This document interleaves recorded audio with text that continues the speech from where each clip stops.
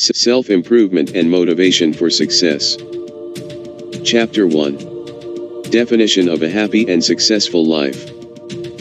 We all have formed our own definitions of happiness right from childhood.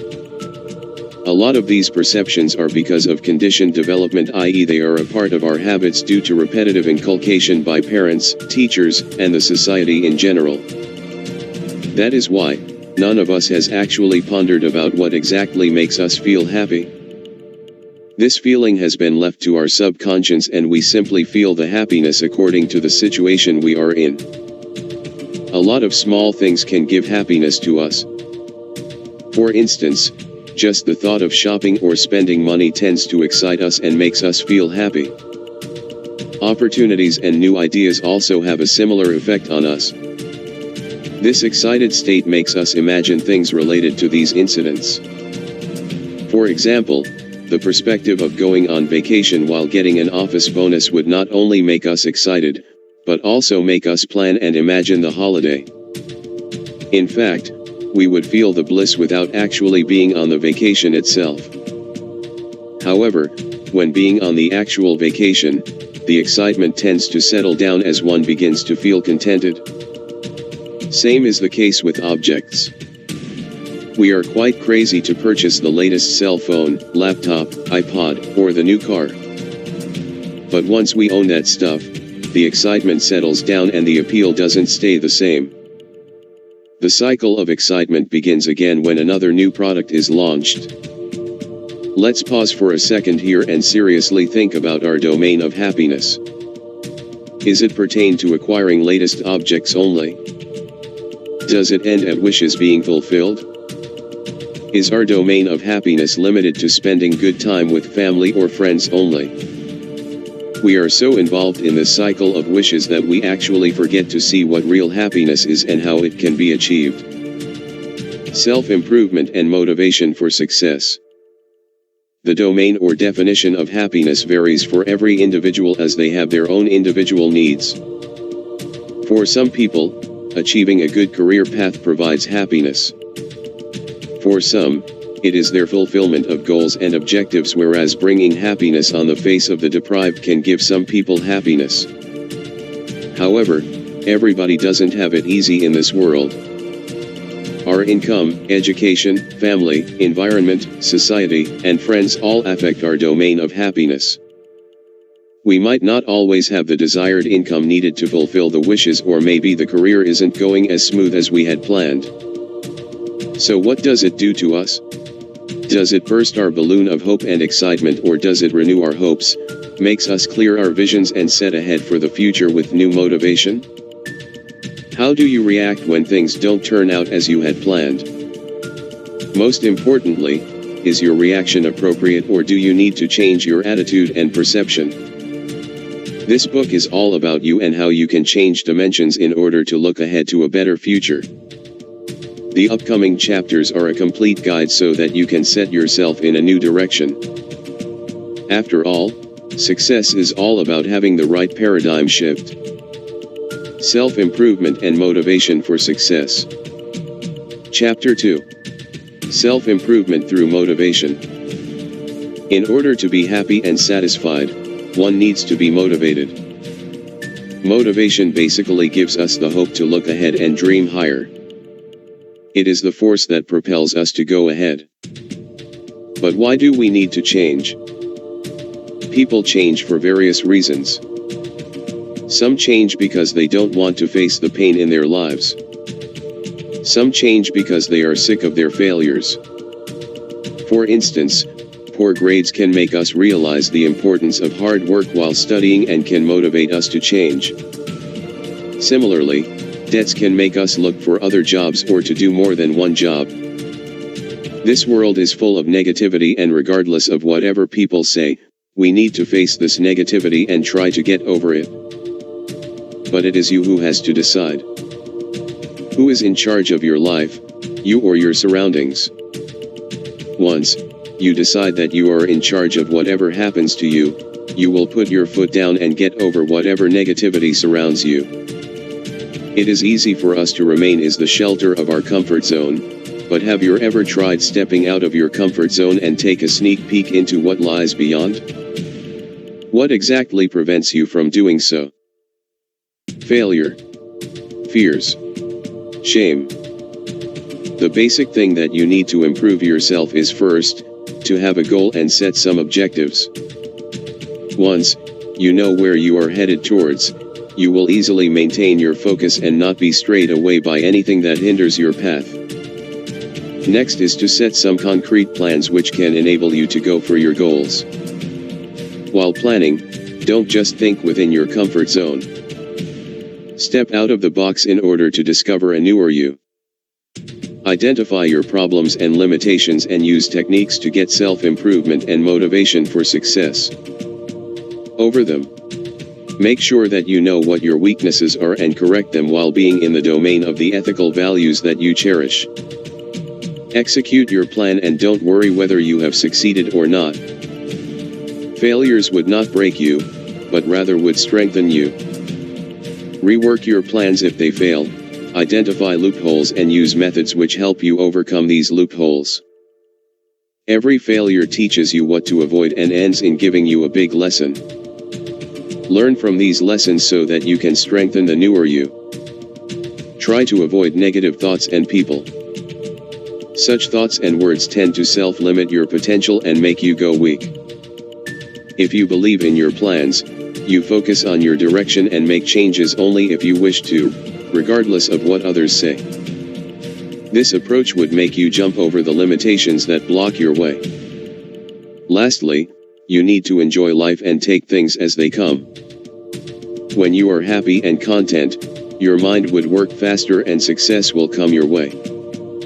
So hold on hard to your dreams, take control of your life and set ahead to enjoy the journey with the newer you. Self-improvement and motivation for success. Chapter 3. Goal setting. Goal setting is an important aspect for anyone to be successful. Goal setting enables you to achieve your tasks in an organized fashion and within the limited time frame. Therefore, it is important that goals are set very carefully. Proper planning is needed for goal setting, otherwise one can lose their focus and get sidetracked. When you have set your goals, you would not only feel confident about the work you are doing, but you would also prioritize what needs are to be fulfilled first. These raise your motivation and self-esteem and you have a positive outlook towards the work that you are doing. While setting goals or even planning for them, you have to make sure that your goals are SMART. That means, they should be specific, i.e. to the point. Measurable, i.e. you can judge how much of the goal is accomplished. Attainable, i.e. they should be within your potential of achievement. Realistic, i.e. they should be practically achievable and not something which is vague. Timely, i.e. there should be a time frame in which these goals should be achieved. So, having a SMART approach while setting goals would make you identify the loopholes, gauge yourself and help you achieve your goals easily. These goals would help you climb the ladder of success in slow but concrete steps. When you have a large goal to achieve, make sure that you divide it into smaller goals which seem easy to achieve. For instance, if you have to submit an important report, self-improvement and motivation for success. Within a deadline, set smaller goals which would help you achieve your larger goals. In this case, steps such as hypothesis, data collection, result analysis, and compilation can be the smaller steps which would help to achieve the goal of report submission. Deadlines should always be associated with smaller goals too, so that as you cross them, you are aware of your progress and the work done. The major part of goal setting is that it should not be rigid. Goals should be set such that they are attainable and flexible. Flexibility doesn't mean to be very lenient with the goals, but rather, you should perk up your goal plan as you go along with it. Perking it up would make you correct the problems which you face in the implementation of your goal plan. So, time your goals well, perk them up regularly and plan them according to your priorities so that you don't end up losing the game. There are many types of goals that you can set, such as professional goals, creative goals, personal goals, family goals, educational goals, financial goals, and so on. By categorizing your lifetime goals, you would be able to make sure that nothing is left out. Line up your goals so that you know what to prioritize first and when to execute it. Goal setting not only helps you plan your life, but it also enables you to ensure that you are in control of your life. Setting smart goals this way ensures their timely completion as well as reduces your stress levels. Self-improvement and motivation for success. Chapter 4. The distinction between goals and values. You might find interesting to know that everyone in this world is administered by values. Our values and beliefs are reflected through the decisions we make to lead our lives effectively. We adopt certain values from our family, sometimes society, or at times we just have them within us. Positive values can be adopted at any pace of life. Make sure the value to pursue has a positive, strong, and integral effect on your life. Since you move within a society, it's necessary to espouse such values that meet the demands of society. Prior to any other discussion, you need to know the difference between values and goals. Values are not goals, however, they are interrelated with goals and are highly dependent on them. Goals reflect targets, whereas positive values form base of a successful life. You need some basis to lead your life, some beliefs and deeds that drive and support the purpose of your decisions. Effective values always influence your decisions positively and help you choose the right path to success. While dealing with our clients, we make sure he is aware of the effectiveness of positive values and is highly articulated with them. Jotting down the values is a good way to preserve them in our lives. Thinking for ways to kill your time in bright sunny days, writing about right and wrong decisions you have made in your past.